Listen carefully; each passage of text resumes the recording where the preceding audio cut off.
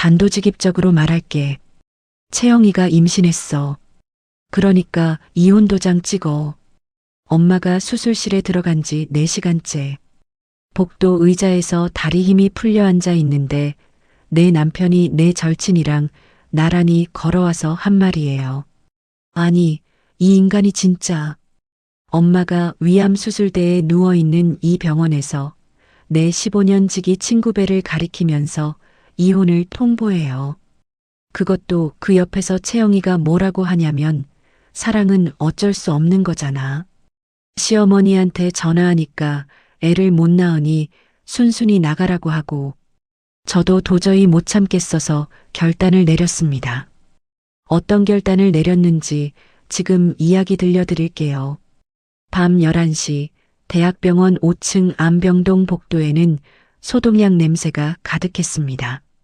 저는 엄마 병실 안 접이식 간병 침대 위에 앉아 엄마의 손을 잡고 있었죠. 엄마의 손은 항암 전 검사를 여러 차례 받으시느라 팔뚝까지 멍이 들어 있었습니다. 소임아, 회사는 괜찮냐? 엄마가 잠결에 중얼거렸습니다. 눈도 제대로 못 뜨시면서 저를 걱정하는 말이 먼저 나왔죠. 괜찮아요, 엄마. 자요. 저는 이불을 엄마 턱까지 끌어올려 드리며 대답했습니다. 괜찮지 않았습니다. 7년 동안 시댁에 갈려나간 제 삶이 이 병실 간병의자 위에서 전부 드러나는 것 같았죠. 하지만 엄마 앞에서만큼은 저는 괜찮은 딸이어야 했습니다. 엄마가 다시 잠드신 것을 확인하고 저는 복도로 나왔습니다. 핸드폰을 꺼내 남편 노태경에게 전화를 걸었죠. 신호음이 4번 울린 뒤에야 태경이 받았습니다. 왜 무슨 일이야? 내일 수술이잖아. 아침 7시까지 와줄 수 있어? 내일? 아, 그게 내일이었어? 태경의 목소리 뒤로 웅성거리는 소리가 들렸습니다. 사람들이 여럿 있는 곳 같았고 그 사이로 여자의 웃음소리 같은 것이 얼핏 스쳤죠. 거기 어디야? 아, 거래처 사람들이랑 저녁 먹는 중이야. 내일은 좀 힘들 것 같은데 오전에 미팅이 잡혀 있어서. 엄마 수술이야. 위암 수술이라고. 알아. 근데 이 미팅 진짜 중요한 거라. 끝나면 갈게. 저는 수화기를 귀에서 떼고 복도 벽에 등을 기댔습니다. 다시 들려오는 여자의 웃음소리. 신경이 곤두서 있어서 잘못 들은 거라고 저는 스스로를 설득했습니다. 알았어. 전화를 끊고 병원 편의점으로 내려갔습니다. 캔커피 하나를 뽑아 복도 벤치에 앉았죠. 새벽 2시 잠은 올 생각을 하지 않았습니다. 핸드폰 화면에 쌓여있던 카드 결제 알림을 하나씩 열어봤습니다. 태경명의 법인카드 결제 98만 원, 시어머니 오복순 백화점 결제 210만 원, 신우이 노가령 학원비 자동이체 42만 원, 시댁 아파트 관리비 45만 원. 계산기 앱을 열고 이번 달 시댁 관련 지출을 하나씩 더했습니다. 합산 640만 원.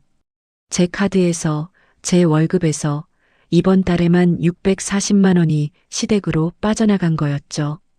캔커피가 식어가는 것도 모르고 저는 한참을 그 숫자를 들여다봤습니다. 아침 6시 간호사들이 엄마를 수술 준비실로 옮기기 시작했습니다. 엄마가 이동 침대에 실려가시면서 제 손을 꼭 잡으셨죠. 엄마, 금방 끝날 거예요. 저는 웃어 보였지만 엄마의 손을 놓아야 하는 순간 다리에 힘이 풀렸습니다. 간호사가 고개를 갸웃하며 물었습니다. 보호자분 한 분 더 안 오시나요? 저는 입을 열었다가 다물었습니다. 그때 복도 끝에서 허겁지겁 뛰어오는 사람이 보였죠. 엄마의 오랜 동료 박순자 이모였습니다. 순자 이모가 제 손을 덥석 잡으며 숨을 몰아쉬었습니다. 아이고, 내가 늦었지? 금난이가 오늘이라며? 소임아, 걱정 마라. 네 엄마가 얼마나 독한 사람인데. 잘 될 거다.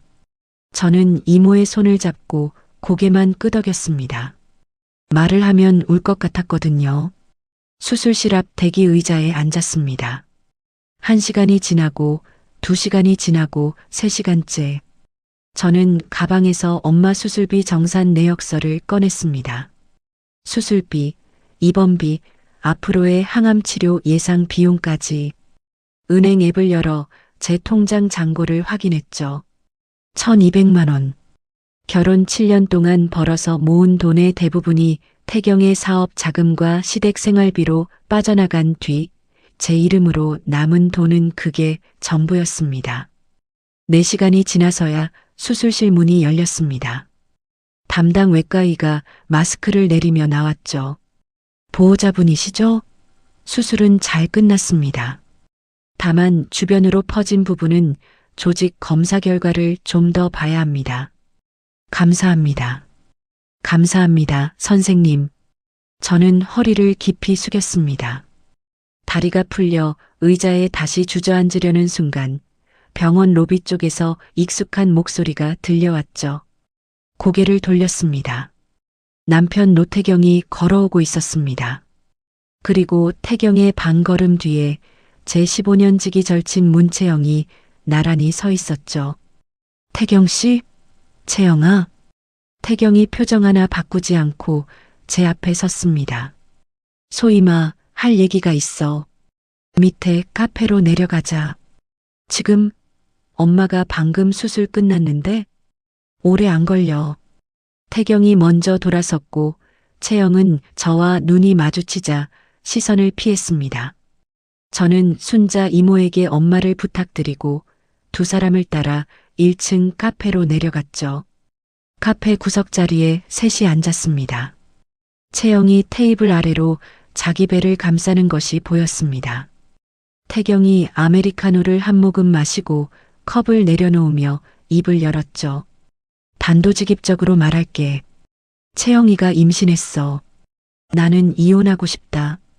제 손에 들려있던 엄마의 수술 동의서 사본이 바닥으로 떨어졌습니다. 저는 태경의 얼굴을 봤고 채영의 얼굴을 봤습니다. 채영이 입술을 깨물더니 저를 똑바로 쳐다보며 말했죠. 소희마, 미안해.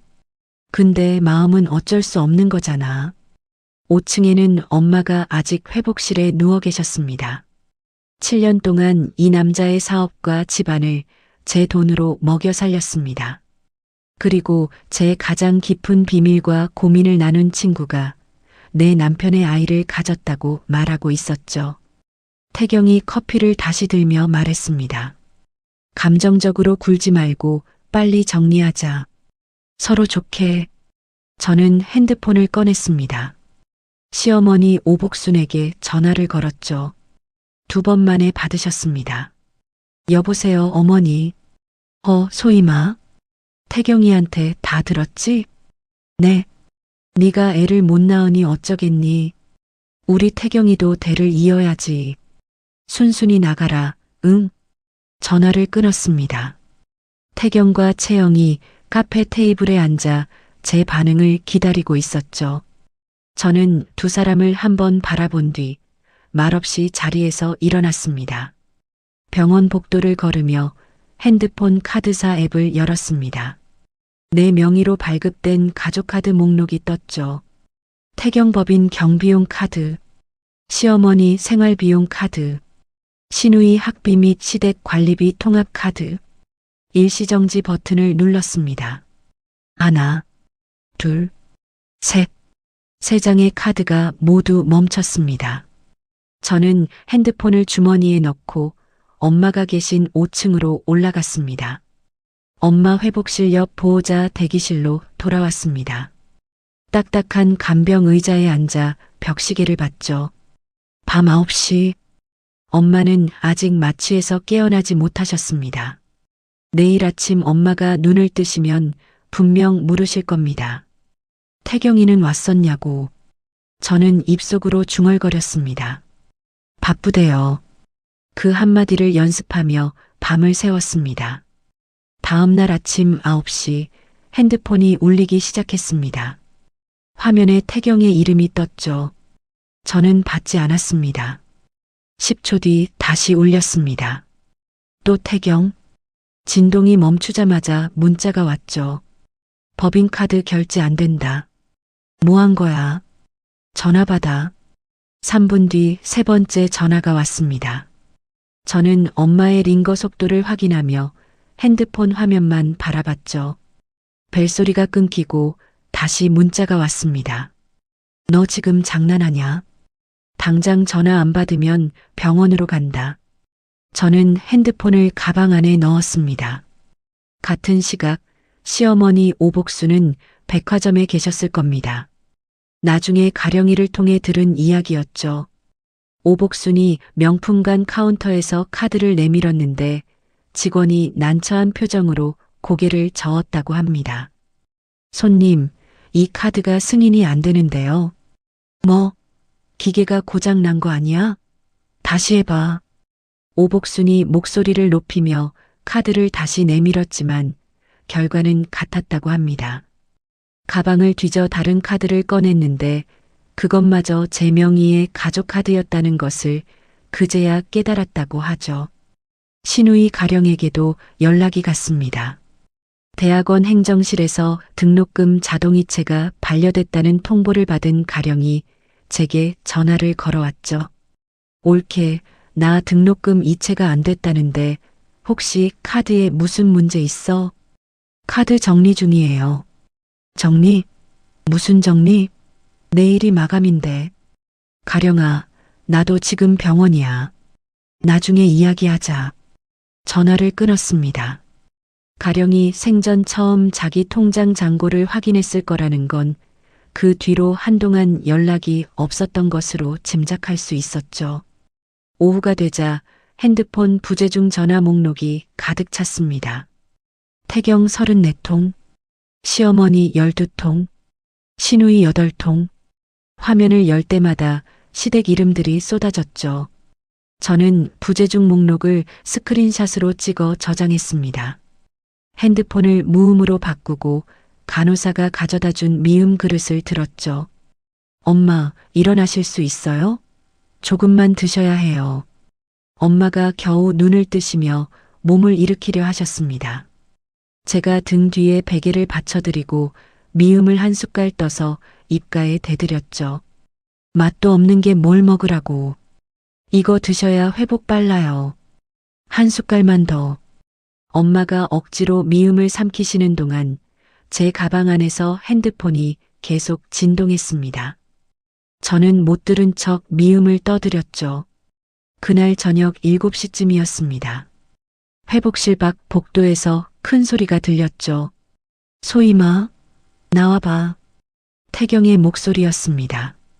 복도에 있던 간호사가 놀라서 돌아봤고 옆 병실 보호자들이 고개를 내밀었죠. 여기가 어딘데 소리를 질러. 카드 당장 풀어. 지금 나한테 보복하는 거야? 저는 병실 문을 닫고 복도로 나갔습니다. 태경이 양복 재킷을 구겨 입은 채 서 있었죠. 넥타이는 풀어 헤쳐져 있었고 이마에 땀이 맺혀 있었습니다. 저는 태경의 팔을 잡고 복도 끝 비상구 쪽으로 끌고 갔습니다. 간호사와 보호자들의 시선이 등 뒤에서 따라왔죠. 비상구 문을 밀고 계단 참에 멈춰 섰습니다. 저는 태경의 눈을 똑바로 보며 말했죠. 여기 안병동이야. 소리 지르려면 나가. 태경이 순간 입을 다물었습니다. 제가 이런 목소리를 낸 적이 없으니까요. 7년 동안 한 번도. 태경이 한 발 물러서며 손으로 이마를 훑쳤습니다. 그래, 알았어. 소리 지른 건 내가 미안해. 근데 소임아, 이혼하면서 재산 분할할 건데 지금 카드 같은 걸로 애들 장난처럼 굴 거야? 저는 계단 난간에 손을 올리며 태경을 바라봤습니다. 그 카드들 전부 내 명의의 내 신용으로 발급된 거야. 내 재산 아니야. 태경의 눈이 흔들렸습니다. 입을 열었다가 다물고 다시 열었다가 다물었죠. 7년 동안 한 번도 보지 못한 표정이었습니다. 이 사람이 당황하는 얼굴. 태경이 말없이 돌아서서 계단을 내려갔습니다. 비상구 문이 쾅 닫혔죠. 저는 그 자리에 한참을 서 있다가 회복실로 돌아왔습니다. 엄마는 다행히 주무시고 계셨죠. 다음 날 아침 채영의 비공개 계정 스토리를 확인했습니다.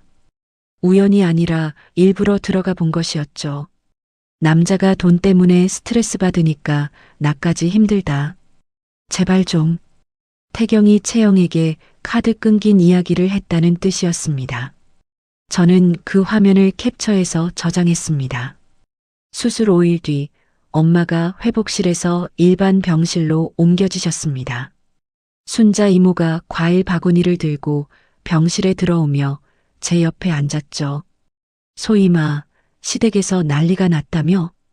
이모, 그건 어떻게 아세요? 우리 지연이가 그 사무실 근처에서 일하잖아. 그 사무실 문 잠겨 있고 직원들이 밖에서 월급 달라고 따지고 있다더라. 저는 사과를 깎으며 대답하지 않았습니다. 이모가 제 손을 토닥이며 말했죠. 잘 모르겠지만 네가 하는 일이 맞다 싶으면 밀고 나가라. 네 엄마도 그렇게 살았다. 열흘 뒤 엄마가 퇴원하셨습니다. 저는 엄마를 친정집으로 모셔다 드리고 그날 밤 제 옛날 방에 앉았죠. 핸드폰을 열고 7년간의 카드 결제 내역을 하나의 폴더에 모으기 시작했습니다. 태경의 법인카드 사용 명세, 시어머니 백화점 결제 내역, 시누이 학비 이체 기록, 시댁 관리비 자동이체 내역. 다 모은 뒤 포털 검색창에 입력했습니다. 이혼 전문 변호사, 상담 후기를 하나씩 읽어 내려갔죠. 가장 후기가 좋은 법무법인을 찾아 다음 날 오전 예약을 잡았습니다. 핸드폰을 내려놓으니 새벽 3시였습니다. 옆방에서 엄마의 고른 숨소리가 들려왔죠. 저는 불을 끄고 누웠지만 잠이 오지 않았습니다. 내일부터 시작이었습니다. 법무법인 사무실은 생각보다 조용했습니다. 오전 10시 접수대를 지나 상담실로 안내받았죠. 한정우 변호사는 40 초반쯤으로 보이는 남자였습니다. 안경을 쓰고 있었고 책상 위에 펜을 가지런히 놓아둔 사람이었죠. 배소임 씨, 자료를 가져오셨다고요? 네. 저는 가방에서 서류 봉투를 꺼내 테이블 위에 올렸습니다.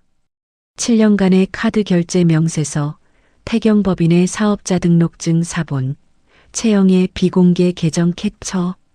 한정우 변호사가 한 장씩 넘기며 읽어 내려갔죠.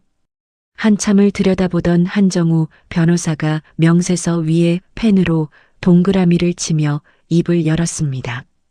이건 전형적인 경제적 기생 구조입니다. 남편분 법인 운영비, 시어머니 생활비, 시누이 학비까지 전부 배소임 씨 명의 카드에서 나갔어요. 싸울 카드가 충분합니다. 이길 수 있을까요? 한정우 변호사가 안경을 고쳤으며 고개를 끄덕였습니다. 우선 남편분 법인 등기부등본을 오늘 중으로 열람하겠습니다. 그리고 법인 재무상태 확인을 위해 법원에 서류를 내겠습니다. 결과 나오는데 한 2주 걸릴 겁니다. 2주요? 네. 그리고 한 가지 더, 혹시 남편분이 배소임 씨를 빚 보증인으로 세워놓은 게 있을 수 있습니다. 신용조회도 같이 하죠. 저는 고개를 끄덕이며 상담실을 나왔습니다. 법무법인 건물 밖으로 나오자 5월 바람이 불었죠. 핸드폰을 확인하니 카카오톡 메시지가 하나 와 있었습니다. 문채영, 소임아, 우리 한번 만나서 이야기하자. 내 입장도 이해해. 저는 답장을 쓰지 않았습니다. 대신 채영과의 메시지 기록을 처음부터 스크롤하기 시작했죠. 1년 전 메시지. 태경 씨 요즘 뭐 먹는 거 좋아해? 선물 추천 좀. 태경 씨 이번 주 일정 어때? 같이 밥 먹자고 할까? 소임아, 태경 씨 요즘 스트레스 많이 받지? 무슨 일 있어? 10개월 전. 태경 씨 생일 언제더라? 내가 깜빡했어. 태경 씨 취미가 뭐야? 운동 좋아해? 7개월 전. 소희마, 요즘 태경 씨랑 사이 어때? 많이 안 좋아? 한 달에 두세 번씩 태경의 일정과 취향을 유독 자세히 물어왔던 대화들이 줄줄이 이어졌습니다. 그때는 친구니까 그럴 수 있다고 생각했죠. 지금 보니 전부 다른 의미였습니다. 저는 그 대화들을 날짜별로 하나씩 캡처해서 한정우 변호사에게 전송했습니다.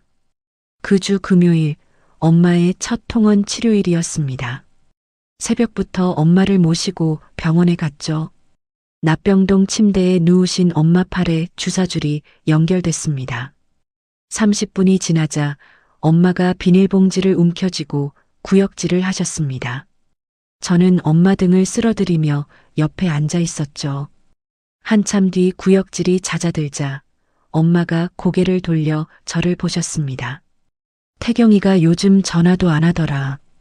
요즘 바쁜가 봐요, 엄마. 엄마가 아무 말 없이 저를 바라보셨습니다. 그 눈빛이 오래 머물렀죠. 이미 다 알고 계신 것 같은 눈이었습니다. 저는 엄마 손을 잡고 고개를 숙였습니다. 2주 뒤 한정우 변호사에게서 연락이 왔습니다. 배소임 씨, 법원에서 회신이 왔습니다. 남편분 법인이 5천만 원으로 시작했는데 실제 매출은 1년에 1,200만 원밖에 안 됩니다. 사무실 보증금이나 차 리스비 대부분이 배소임 씨 카드 결제나 계좌 이체로 유지되고 있었어요. 보증인권은요? 다행히 보증권은 없었습니다. 그 부분은 안심하셔도 됩니다. 전화를 끊고 한숨을 내쉬었습니다. 5천만 원짜리 회사를 세워놓고 1년에 1,200만 원밖에 못 벌면서 나머지는 전부 제 돈으로 채웠다는 뜻이었으니까요. 그날 저녁 신우이 가령에게서 전화가 왔습니다. 가령이 말을 꺼내는데 목소리가 떨리고 있었죠. 올케, 나 등록금 마감이 내일인데 정말 카드 안 풀어줄 거야? 가령아, 올케, 나 이번 학기 못 다니면 졸업이 1년 밀리는 거야. 가령아, 그 등록금이 어디서 나왔는지 한 번이라도 생각해 본 적 있어? 전화 너머로 침묵이 흘렀습니다. 가령이 숨을 들이쉬는 소리만 들렸죠. 5초, 10초. 가령이 아무 말도 하지 못했습니다. 올케, 나중에 이야기하자. 전화를 끊었습니다. 다음 날 오후 친정집 앞 골목에서 시어머니 오복순과 마주쳤습니다. 오복순이 동네 입구에서 기다리고 있었던 것 같았죠. 저를 보자마자 팔을 잡으며 다가왔습니다. 아이고, 소희마. 내가 그때 말이 좀 심했다. 나도 놀라서 그랬어. 그래도 우리가 남이냐. 카드 문제는 좀 풀자. 이틀 전 전화기 너머로 순순히 나가라고 했던 목소리가 떠올랐습니다. 지금 이 다정한 목소리와 같은 사람이라는 것이 믿기지 않았죠. 어머니, 카드 문제는 제 변호사를 통해서 이야기해 주세요. 오복순의 표정이 굳었습니다. 변호사? 네가 변호사를 썼어? 오복순이 목소리를 높이려는 순간 옆 가게 문이 열리며 순자 이모가 나왔습니다. 앞치마를 두르고 있던 순자 이모가 상황을 보더니 오복순 쪽으로 걸어왔죠. 복순 씨, 여기서 이러시면 안 되지. 동네 사람들 다 보고 있어요. 오복순이 순자 이모를 한번 노려보고 저를 한번 노려봤습니다. 입술을 깨물며 몸을 돌리더니 걸어가면서 내뱉었죠. 두고 보자. 순자 이모가 혀를 차며 제 쪽을 봤습니다. 괜찮아, 소희마? 네, 이모. 괜찮아요. 괜찮지 않았습니다. 그날 밤 친정집 옛날 제 방에 누웠습니다. 불을 끈 방 안에서 처음으로 울음이 터졌죠. 7년간 참아온 서러움, 15년간 속아온 우정, 엄마가 아프신 이 시점에서조차 제 편은 아무도 없다는 것. 그 모든 것이 한꺼번에 쏟아졌습니다. 한참을 울고 나서 세수를 했습니다. 거울 속 제 얼굴이 엉망이었죠. 수건으로 얼굴을 닦고 방으로 돌아와 핸드폰을 확인했습니다. 한정우 변호사의 문자가 와 있었습니다. 태경 씨 측에서 먼저 이혼 조정 신청을 넣었습니다. 첫 기일은 약 6주 뒤에 잡힐 예정입니다. 저는 답장을 입력했습니다. 좋습니다. 6주 동안 준비하겠습니다. 전송 버튼을 누르고 핸드폰을 내려놓았습니다. 책상 서랍에서 노트를 하나 꺼냈죠. 7년간의 결혼 생활에서 제가 지출한 모든 금액, 영수증과 이체 내역을 시간순으로 정리하는 작업을 시작했습니다. 벽시계가 새벽 2시를 가리킬 때까지 저는 펜을 놓지 않았습니다. 조정 기일까지 6주. 저는 회사에 가족돌 보휴가를 신청했습니다. 엄마의 통원 치료를 사유로 적었고 팀장과 상의해서 주 2일 재택근무로 전환했죠. 낮에는 변호사 미팅과 자료 정리. 3주마다 돌아오는 엄마의 통원 치료일에는 병원 동행. 나머지 시간에는 밀린 업무 처리. 캘린더에 일정을 빼곡히 채워 넣으니 숨 쉴 틈이 보이지 않았습니다. 카드를 정지시킨 지 3주째 되던 날 순자 이모에게서 전화가 왔습니다. 소임아, 우리 지연이가 또 소식을 들었는데. 무슨 소식이요, 이모? 그 사무실 있잖아. 태경이 사무실. 월세를 2달이나 안 냈나 봐. 건물 주인이 나가라고 통보했대. 거기다 직원들이 월급 3달치 못 받았다고 노동청에 신고까지 넣었다더라. 그렇군요. 지연이가 같은 건물에서 일하는 사람한테 들었다는데 그 사람이 태경이 회사에서 일하다 나온 사람이래. 밀린 월급이라도 받을 방법이 없겠냐고 하소연을 했다나 봐. 저는 잠시 생각했습니다. 태경 법인에서 일하다 나온 사람이라면 내부 사정을 알고 있을 수 있었죠. 한정우 변호사에게 전화를 걸었습니다.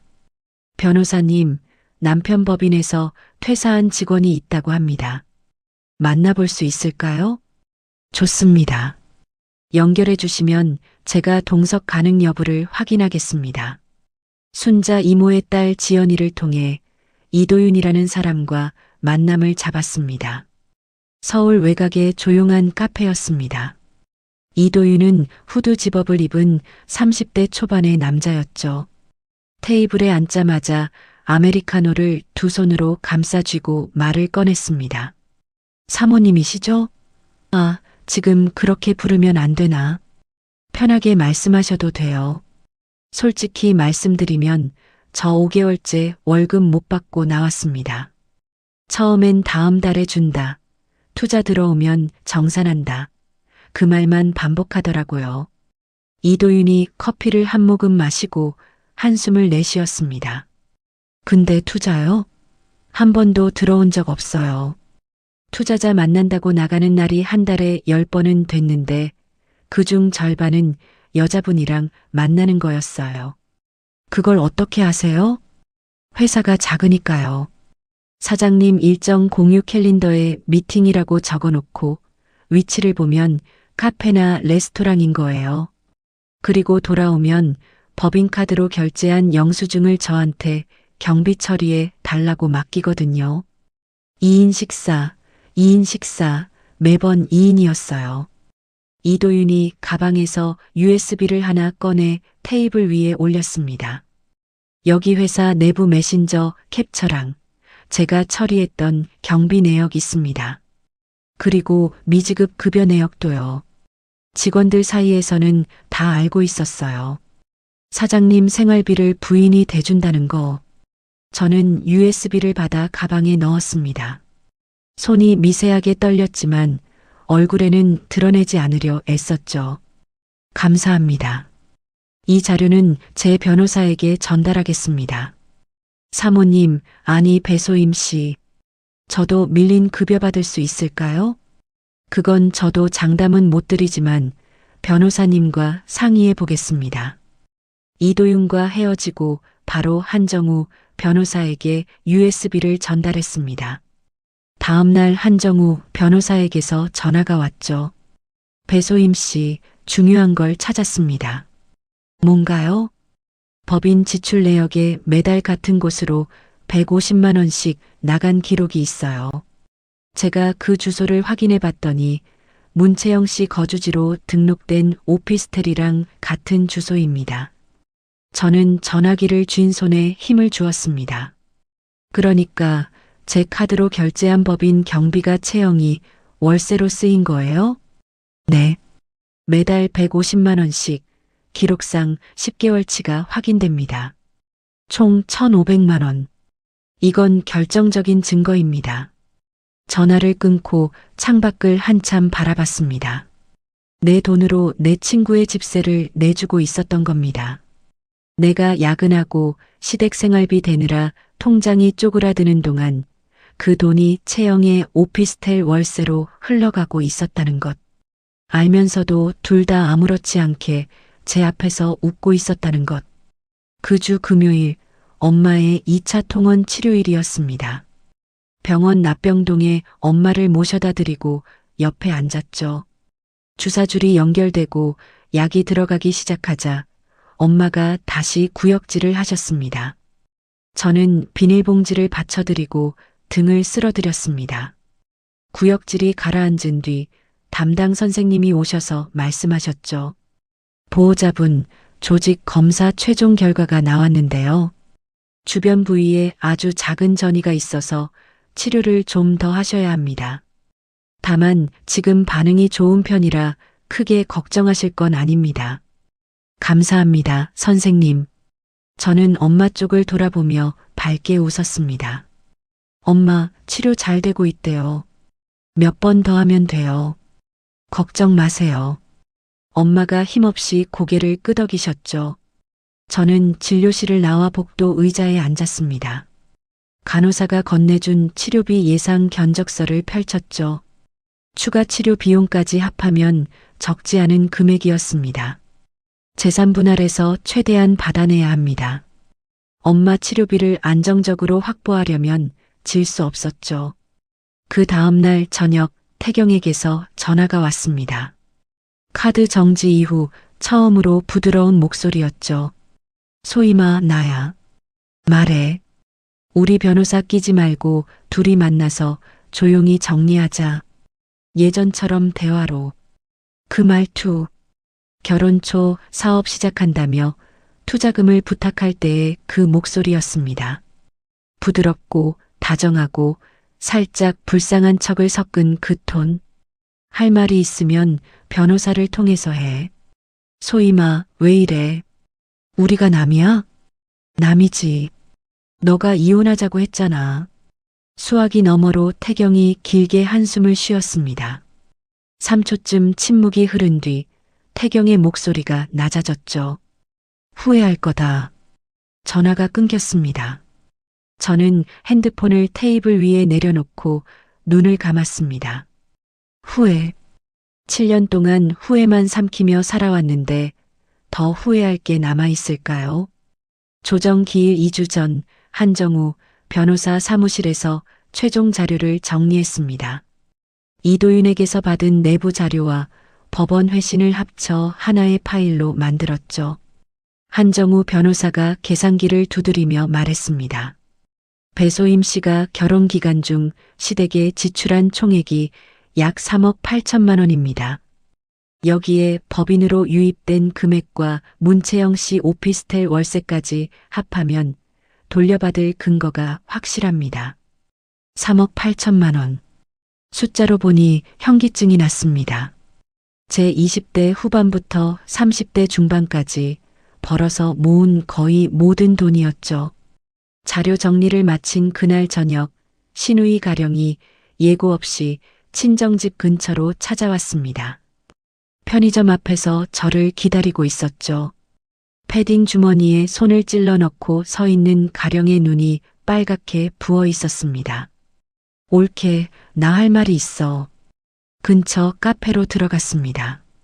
가령이 라떼를 시켜놓고 한참을 말없이 빨대를 돌리다가 입을 열었죠. 올케, 엄마가 올케 카드로 내 등록금 낸 거, 그때는 진짜 몰랐어. 오빠가 다 번 돈인 줄 알았어. 등록금 마감 지나서 이번 학기 휴학했어. 근데 그것 때문에 찾아온 거 아니야. 가령이 컵을 내려놓고 저를 바라봤습니다. 엄마가 옳게 욕하면서 오빠한테 전화하는 거 옆에서 듣고 있었거든.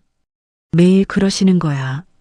그 며느리가 우리 집안을 망하게 한다. 그년이 복수를 한다. 매일 그 소리만 하시는데. 가령의 목소리가 떨렸습니다. 근데 그거 듣다가 내가 뭘 잘못 살았나 싶더라.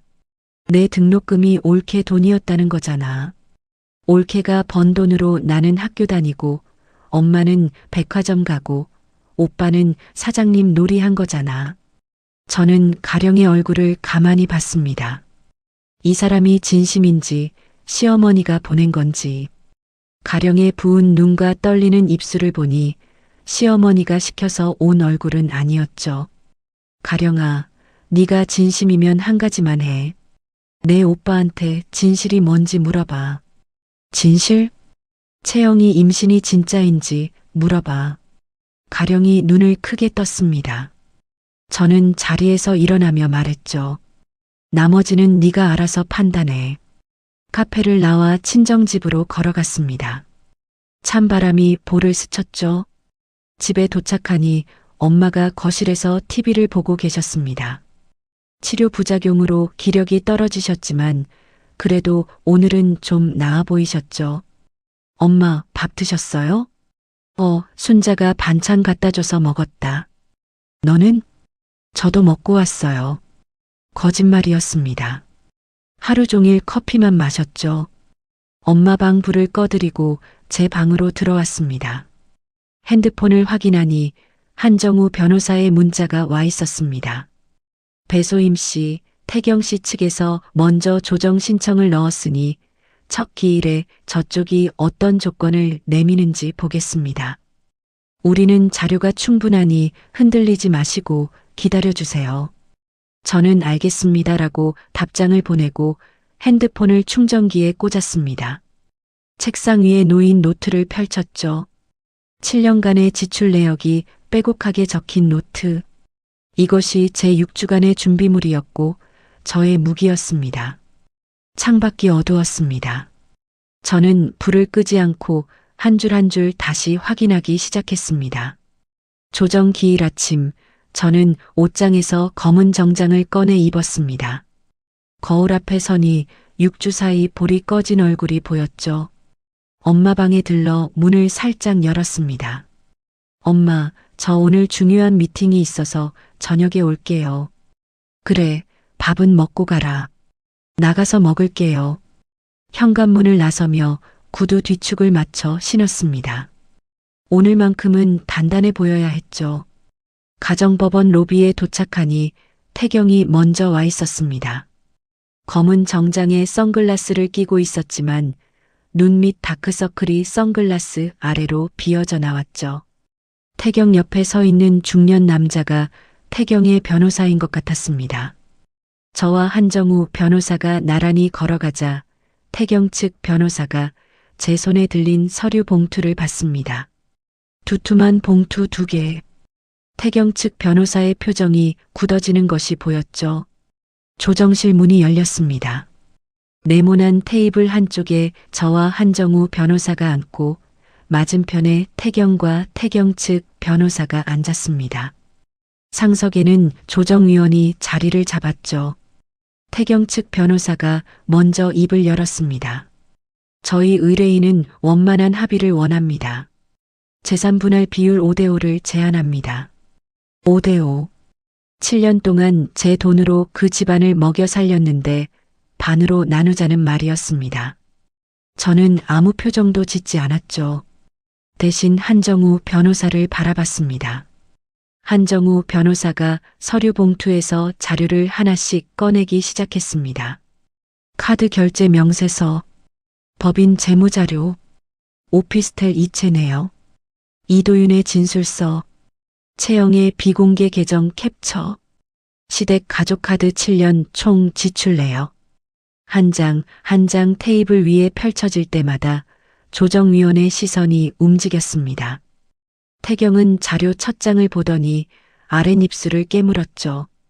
한정우 변호사가 자료를 짚어가며 말하기 시작했습니다. 제 의뢰인은 결혼 7년간 총 3억 8천만 원을 남편 및 시댁에 지출했습니다. 이중 법인 경비로 위장된 금액이 1억 2천만 원이고 남편의 외도 상대 거주 비용으로 쓰인 금액이 3,600만 원입니다. 한정우 변호사가 한 줄 한 줄 읽어 내려갔습니다. 태경 측 변호사가 태경 쪽으로 몸을 기울여 귓속말을 했죠. 태경이 고개를 저으며 뭐라고 반박했지만 목소리에 힘이 없었습니다. 한정우 변호사가 이도윤의 진술서를 들어 올렸습니다. 이 진술서와 법인 내부 메신저 기록을 보시면 노태경 씨의 법인은 실제로 영업을 한 적이 거의 없습니다.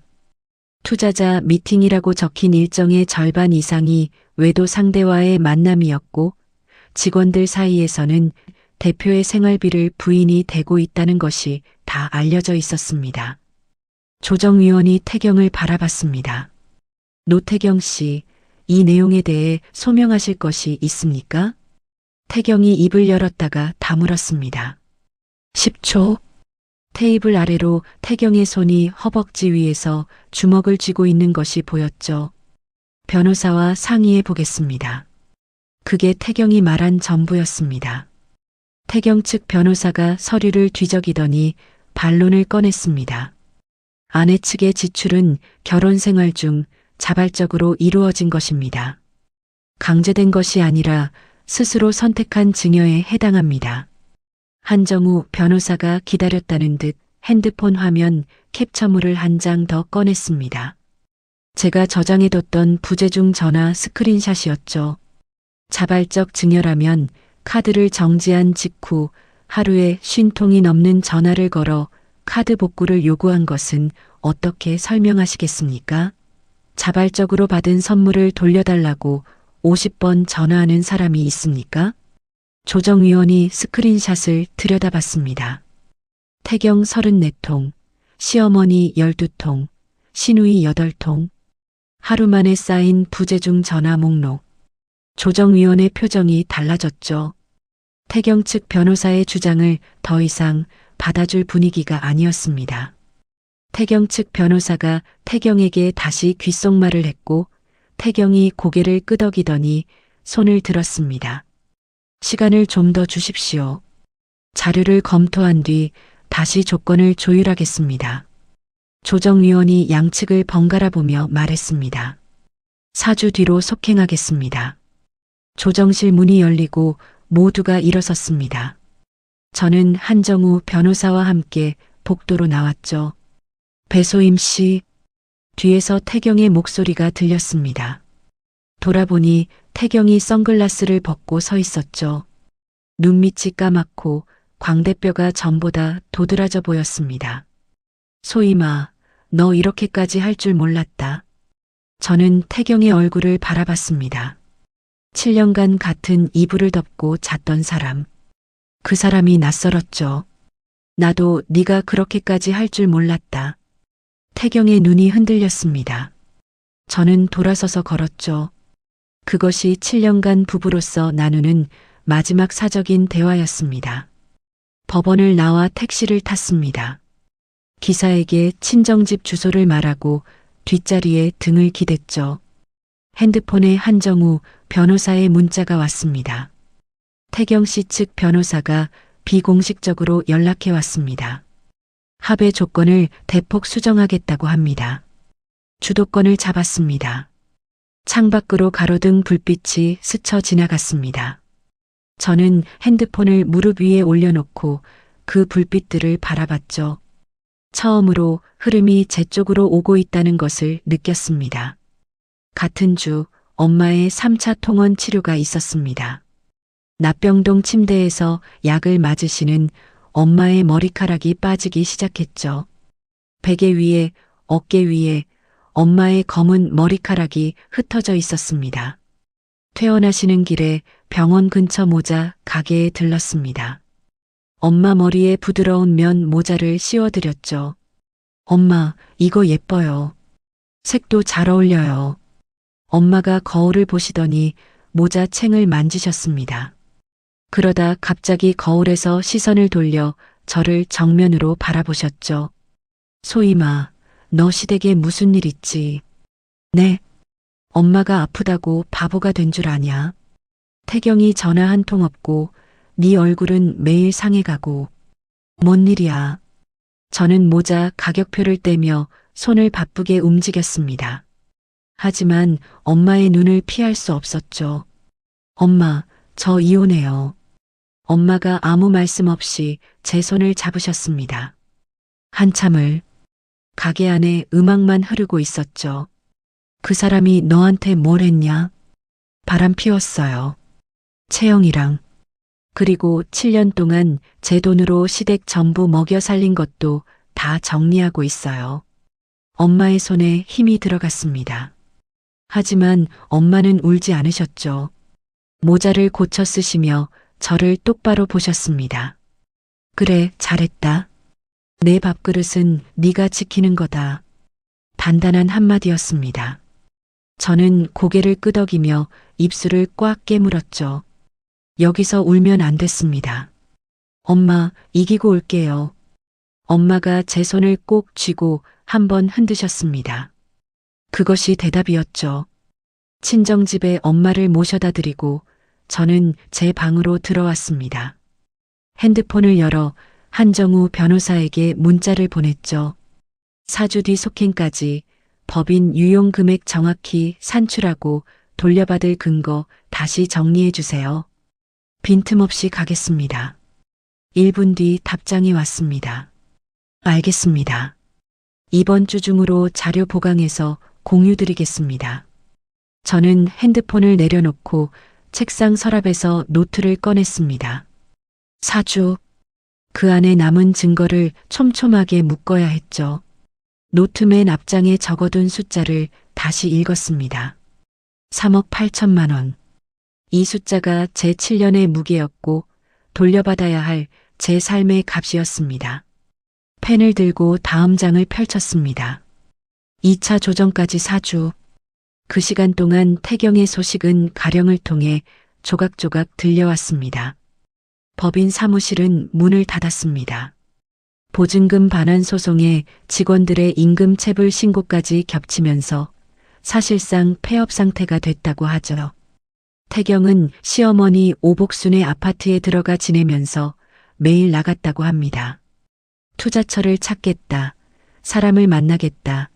그렇게 말하고 나가서는 카페에서 하루를 보내고 돌아온다고 가령이 조심스럽게 전해줬죠. 옳게 오빠가 매일 나간다 들어온다 하는데 아무것도 안 되나 봐. 엄마는 매일 오빠한테 소리 지르고 집에 있으면 숨이 막혀. 그렇구나. 옳게한테 이런 말하면 안 되는 건데 그래도 알고 있어야 할 것 같아서 저는 가령에게 고맙다는 말 대신 짧게 답했습니다. 가령아, 네가 알아서 판단해. 시어머니 오복순의 생활도 바뀌었습니다. 카드가 정지된 뒤 오복순에게 남은 건 월 68만 원 남짓한 연금뿐이었죠. 수년간 다녔던 백화점 문화센터도 매주 나가던 등산 동호회도 전부 그만뒀다고 합니다. 가령의 말로는 오복순이 매일 태경에게 같은 말을 반복한다고 했습니다. 내 마누라 때문에 내가 이 꼴이 됐다. 네가 뭘 잘못했길래 그년이 이러는 거냐. 하지만 아들에게도 돈이 없다는 것을 오복순도 알고 있었죠. 분노의 방향을 잃은 사람이 매일 집안에서 소리만 지르고 있었다고 합니다. 2차 조정 기일 2주 전 태경 측 변호사가 공식적으로 새 합의안을 보내왔습니다. 한정우 변호사가 전화로 내용을 읽어줬죠. 위자료 3천만 원, 재산 분할 6대4를 제시했습니다. 변호사님 생각은요? 7년간 빠져나간 금액과 바람핀 것에 대한 배상을 합하면 이 정도로는 턱없이 부족합니다. 저는 거절을 권합니다. 거절하겠습니다. 한정우 변호사가 알겠다고 답했고 저는 전화를 끊었습니다. 3천만 원. 내가 7년간 쓴 돈의 10분의 1도 안 되는 금액으로 입을 막으려는 거였죠. 같은 주 가령에게서 다시 연락이 왔습니다. 이번에는 목소리가 떨리고 있었죠. 옳게 중요한 이야기인데. 뭔데? 엄마가 오빠한테 따져 물었어. 채영이 임신, 그거 거짓인 거 알고 있었냐고. 저는 숨을 멈추고 가령의 다음 말을 기다렸습니다. 오빠가 알고 있었대. 처음부터 거짓인 거 알면서도 올케한테 그렇게 말한 거래. 시어머니가 뭐라고 하셨어? 엄마가 처음으로 오빠한테 소리 질렀어. 네가 사람이냐라고. 내가 태어나서 엄마가 오빠한테 그렇게 말하는 거 처음 봤어. 저는 창밖을 바라보며 가령의 말을 되새겼습니다. 시어머니마저 아들에게 등을 돌리기 시작한 겁니다. 이 균열이 조정에서 어떤 변수가 될 수 있을지 머릿속으로 계산했죠. 가령이 한마디를 덧붙였습니다. 올케, 엄마가 올케한테 직접 전화하겠다고 했는데 내가 말렸어. 지금 엄마가 전화하면 또 카드 이야기만 할 게 분명하니까. 잘했어, 가령아. 나는 올케 편이라는 건 아닌데 그냥 이게 맞는 것 같아서. 네가 알아서 판단해. 전화를 끊고 한정우 변호사에게 가령이 전해준 내용을 문자로 보냈습니다. 한정우 변호사가 답장을 보내왔죠. 참고하겠습니다. 거짓 임신을 알면서 이용했다는 정황이 강화됩니다. 2차 조정 당일 아침 법원에 도착하니 태경이 이번에는 선글라스도 쓰지 않은 채 앉아 있었습니다. 볼이 푹 꺼지고 면도도 제대로 하지 않은 얼굴이었죠. 한 달 전 조정실에서 봤던 사람과 같은 사람이라고 믿기 어려웠습니다. 조정실에 다시 마주 앉았습니다. 태경 측 변호사가 수정된 조건을 읽었죠. 위자료 5천만 원, 재산 분할 7대3을 제시합니다. 한정우 변호사가 서류를 펼치며 말했습니다. 외도 증거와 재산 유용 규모를 고려하면 재판으로 갈 경우 이보다 훨씬 불리해질 수 있습니다. 의뢰인 측에서는 이 조건을 받아들이기 어렵습니다. 조정위원이 양측을 번갈아 보더니 말했습니다. 10분간 정회하겠습니다. 양측 조율 시간을 드리겠습니다. 조정실 문이 열리고 모두 복도로 나왔습니다. 저는 한정우 변호사와 나란히 벤치에 앉았죠. 복도 반대편에서 태경과 태경 측 변호사가 서 있었습니다. 태경의 목소리가 복도까지 새어나왔죠. 형, 이거 더 주면 나한테 남는 게 없어. 진짜 아무것도 없다고. 태경 측 변호사가 뭐라고 낮은 목소리로 답했지만 태경이 다시 목소리를 높였습니다. 없는 돈을 어떻게 줘? 법인도 없어졌는데. 저는 그 목소리를 들으며 벤치에 등을 기댔습니다. 남는 것이 없다. 그 남는 것은 전부 제가 채워준 것이었죠. 7년 동안 매달 제 월급에서 빠져나간 돈으로. 10분이 지나고 다시 조정실에 모였습니다. 하지만 합의는 이루어지지 않았죠. 태경 측이 더 이상 금액을 올릴 수 없다고 버텼고 한정우 변호사는 이 조건으로는 서명할 수 없다고 맞섰습니다. 조정위원이 펜을 내려놓으며 말했습니다. 양측의 합의가 불성립되었으므로 이 건은 재판으로 이행됩니다. 태경 측 변호사의 표정이 급격히 어두워졌습니다. 재판으로 가면 모든 증거가 기록에 남고 더 불리한 결과가 나올 수 있다는 것을 알고 있는 얼굴이었죠. 조정실을 나서며 한정우 변호사에게 말했습니다. 재판 가겠습니다. 끝까지 가겠습니다.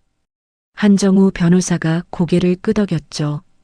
재판 이행까지 약 2개월 정도 소요됩니다. 그 사이 추가 증거를 보강하겠습니다. 2개월. 엄마의 치료 일정, 회사 업무, 재판 준비. 3가지를 동시에 돌려야 했습니다. 택시를 타고 돌아오는 길에 캘린더 앱을 열어 일정을 다시 짰죠. 그날 밤 친정집에 도착하니 엄마가 일찍 주무시고 계셨습니다. 치료 부작용으로 기력이 떨어지신 거였죠. 엄마 방문을 살짝 열어 고른 숨소리를 확인하고 제 방으로 들어왔습니다. 한정우 변호사가 보내준 재판 준비 서류 목록을 확인했습니다. 하나하나 읽어 내려가는데 목록 맨 아래에 메모가 적혀 있었죠.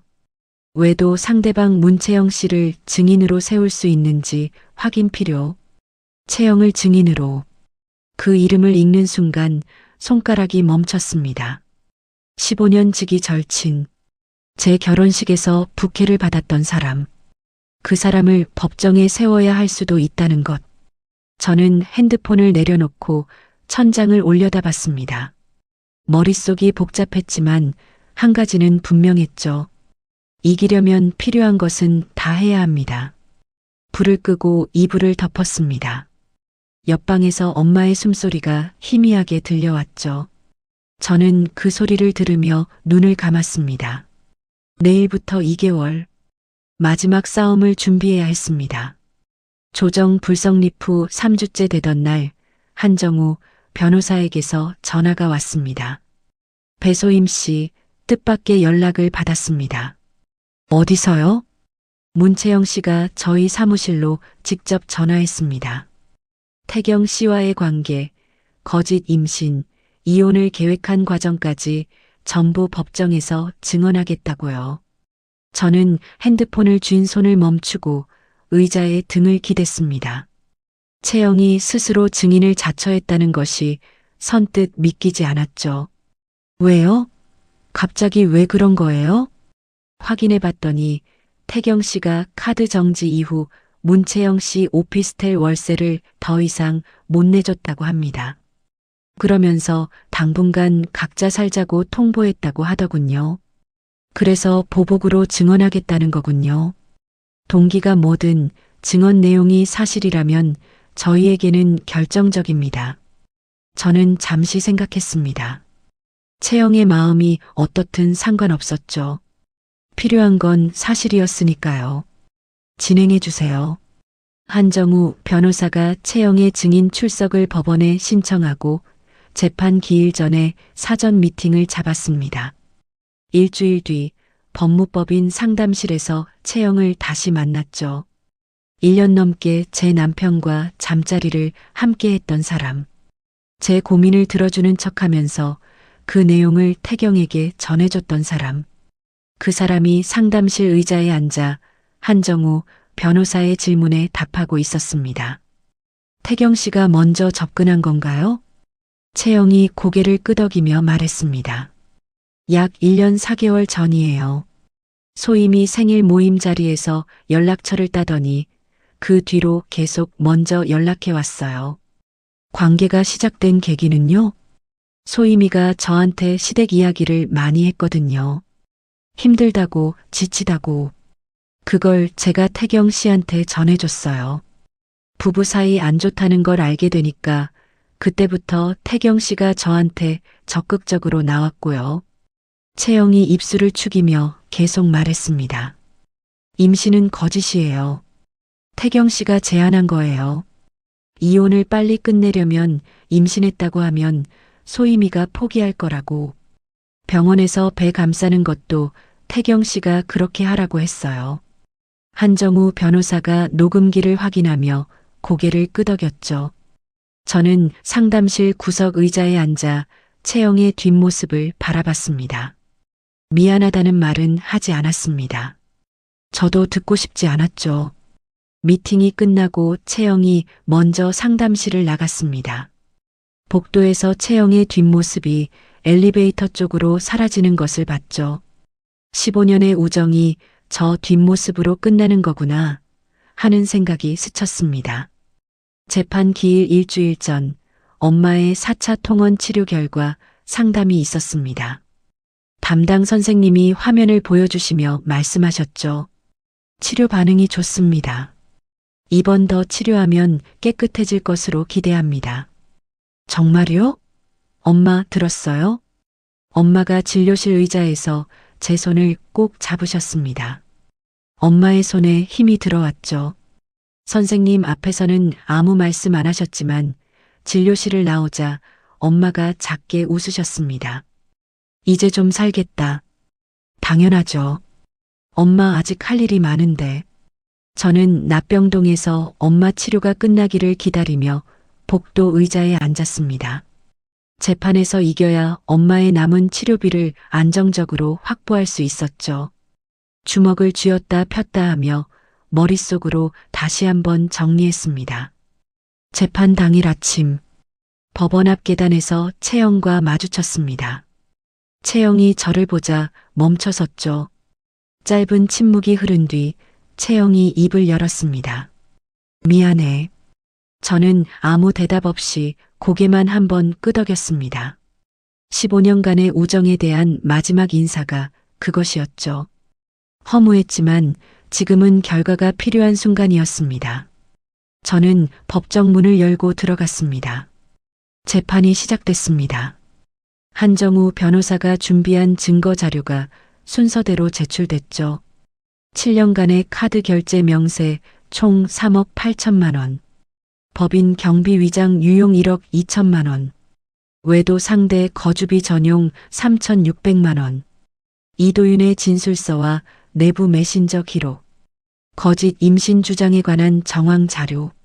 한정우 변호사가 하나씩 짚어가며 설명할 때마다 재판부가 태경 측을 바라봤습니다. 태경 측 변호사가 반박을 시도했지만 숫자와 기록 앞에서는 할 말이 없었죠. 문채영이 증인석에 섰습니다. 사전 미팅에서 말한 내용을 법정에서 그대로 증언했죠.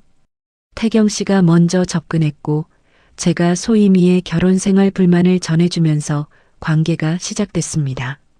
임신 주장은 태경 씨가 이혼을 빨리 끝내기 위해 제안한 것입니다. 태경이 이를 악물며 채영을 노려봤습니다. 하지만 부정할 수 없었죠. 증거가 전부 맞아떨어지고 있었으니까요. 태경 측 변호사가 마지막으로 반론을 꺼냈습니다. 이 부부의 이혼 원인은 아이를 갖지 못한 데서 오는 갈등이 큽니다. 원고 측의 귀책으로 인해 혼인 관계가 파탄에 이른 것입니다. 한정우 변호사가 즉각 일어섰습니다. 아이를 갖지 못한 것은 한쪽의 잘못이 아닙니다. 그리고 가정에 소홀한 사람이 7년간 3억 8천만 원을 시댁에 쓸 이유가 없습니다.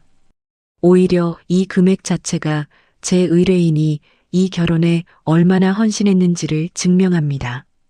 재판부가 양측 주장을 정리하고 심리를 마쳤습니다. 법정을 나오니 시어머니 오복순이 법원 밖 벤치에 앉아 있었습니다. 이번에는 읍소도 분노도 아닌 텅 빈 얼굴이었죠. 오복순이 저를 보더니 천천히 일어섰습니다. 소임아, 어머니, 내가 잘못했다. 이 나이에 아들한테 이렇게 당할 줄 몰랐다. 오복순의 목소리가 작았습니다. 평소 고함을 지르던 그 목소리가 아니었죠. 태경이가 내 아파트 명의를 회사 빚 담보로 넣어놨더라. 나는 아들이니까 서류에 도장 찍어줬는데 이제 와서 그게 문제가 되고 있어. 저는 오복순의 얼굴을 바라봤습니다. 7년간 애 못 낳는 며느리라고 저를 몰아세우던 사람. 명절마다 부엌에 저를 가두고 친정엄마를 흉보던 사람. 그 사람이 지금 피해자 얼굴을 하고 서 있었죠. 어머니 사정은 안 됐지만 그건 태경 씨한테 해결받으셔야 해요. 소임아, 제발. 저는 이만 가보겠습니다. 돌아섰습니다. 등 뒤에서 오복순이 작게 흐느끼는 소리가 들렸죠. 걸음을 멈추지 않았습니다. 7년 동안 제가 올 때 이 사람이 한 번이라도 멈춰준 적이 있었던가? 없었죠. 재판 후 2주 뒤 한정우 변호사에게서 연락이 왔습니다. 배소임 씨, 태경 씨 측에서 합의안을 보내왔습니다. 어떤 조건인데요? 위자료 6천만 원, 재산 분할 8대2, 법인으로 빠져나간 금액별도 반환 인정. 조건은 빠른 합의와 추가 공개 재판 회피입니다. 전면 항복이네요. 사실상 그렇습니다. 위자료와 유용 반환분 합쳐서 실수령 총액 계산해 보겠습니다. 30분 뒤 한정우 변호사가 산출한 총액을 문자로 보내왔습니다. 저는 그 숫자를 한참 들여다봤죠. 엄마 치료비를 내고도 제가 다시 시작할 수 있는 금액이었습니다. 받아드리겠습니다. 전송 버튼을 눌렀습니다. 저녁에 친정집으로 돌아왔습니다. 엄마가 거실 소파에 누워 계셨죠. 치료 부작용으로 기력이 떨어지신 엄마의 얼굴이 창백했습니다. 제가 다가가자 엄마가 눈을 뜨셨습니다. 오늘 어땠냐? 거의 다 끝나가요, 엄마. 저는 엄마 옆에 앉아 이불을 턱까지 올려드렸습니다. 엄마가 이불 속에서 제 손을 잡으시며 속삭이셨죠. 내 딸이 장하다. 그 한마디에 하루 종일 팽팽하게 잡고 있던 것이 한꺼번에 풀렸습니다. 저는 고개를 숙였습니다. 눈물이 엄마의 이불 위로 떨어졌죠. 엄마가 아무 말 없이 제 머리를 쓸어주셨습니다. 한참을요. 합의서에 최종 서명하는 날이었습니다. 법무법인 회의실, 네모난 테이블 양쪽에 저와 태경이 마주 앉았죠. 태경의 손에 볼펜이 들려 있었습니다. 태경이 서명란 위에 펜을 올려놓고 멈췄습니다. 저를 한번 쳐다보더니 작게 말했죠. 소희마, 나도 처음에는 잘하고 싶었다. 저는 대답하지 않았습니다.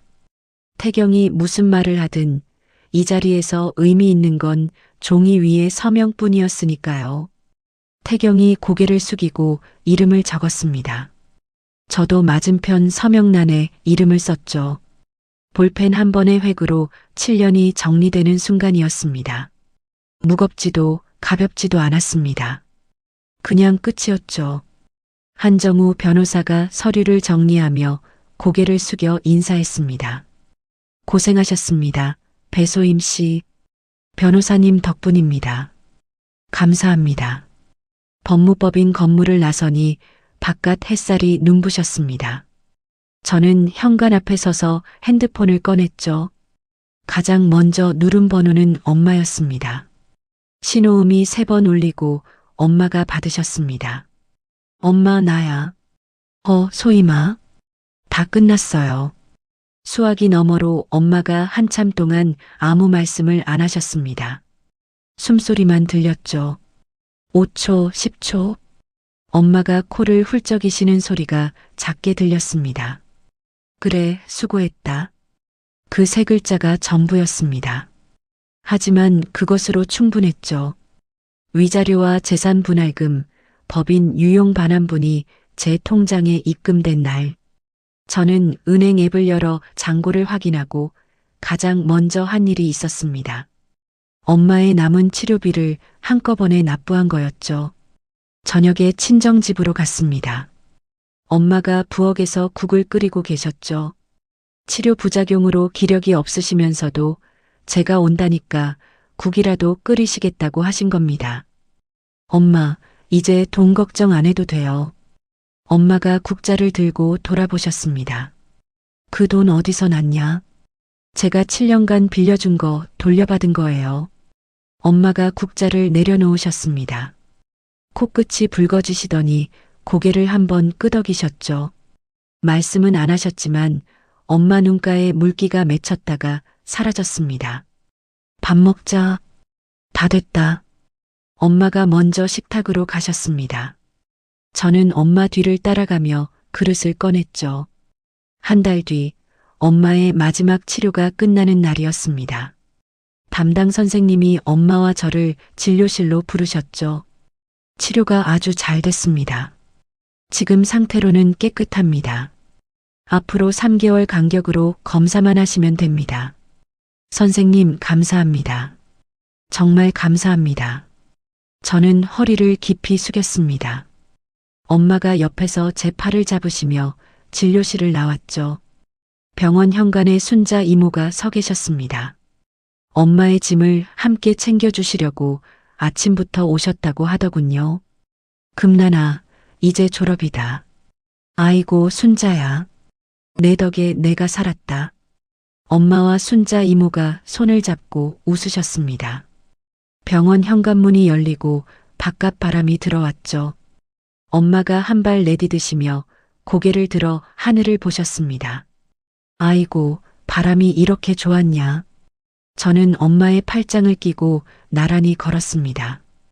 이 사람을 지키기 위해 싸운 모든 날들이 지금 이 순간을 위한 것이었다는 걸 느꼈죠. 며칠 뒤 가령에게서 마지막으로 연락이 왔습니다. 올케, 아니 이제 올케가 아니지. 소임 씨, 가령아, 잘 지내? 나는 다음 학기에 장학금 받아서 복학하려고. 오빠는 엄마 집에서 지내는데 매일 싸워. 채영이한테도 완전히 차였대. 그렇구나. 소임 씨, 잘 살아. 너도 잘 살아, 가령아. 전화를 끊고 핸드폰을 내려놓았습니다. 가령의 목소리가 담담했죠. 이 사람은 괜찮을 거라는 생각이 들었습니다. 회사에 정상 출근으로 복귀한 첫날이었습니다. 가족들 봄휴가와 재택근무를 정리하고 아침 8시 반에 사무실에 들어섰죠. 팀장이 커피 한 잔을 들고 제 자리로 왔습니다.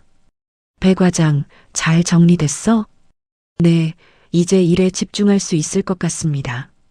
고생 많았다. 천천히 적응해. 팀장이 커피를 제 책상에 올려놓고 돌아갔습니다. 책상 위에 밀린 업무 파일들이 쌓여 있었죠. 예전 같으면 한숨부터 나왔을 겁니다. 근데 이상하게도 그 파일들이 반갑게 느껴졌습니다. 내 능력으로 내 자리를 지키고 있다는 것. 시댁에서는 한 번도 느껴보지 못한 안정감이었죠. 엄마가 건강을 회복하시면서 시장 반찬 가게에 다시 나가시겠다고 하셨습니다. 아침에 앞치마를 매시는 엄마를 보고 저는 말렸죠. 엄마, 아직 무리하시면 안 돼요. 좀 더 쉬세요. 엄마가 앞치마 끈을 묶으시며 저를 돌아보셨습니다. 내 밥그릇은 내가 지킨다. 누가 그러더라. 제 말이었습니다. 제가 엄마에게 했던 말. 근데 그 말은 원래 엄마에게서 나온 거였죠. 엄마가 평생 그렇게 사셨으니까요.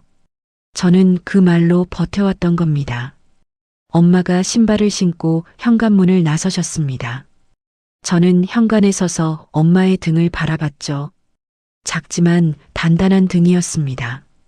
그날 저녁 오래 비워뒀던 제 옛날 방을 정리했습니다. 옷장 서랍을 열다가 바닥에서 사진 한 장이 나왔죠. 고등학교 시절 채영과 함께 찍은 사진이었습니다. 교복을 입고 어깨동무를 하고 있는 두 사람. 한참을 들여다봤습니다.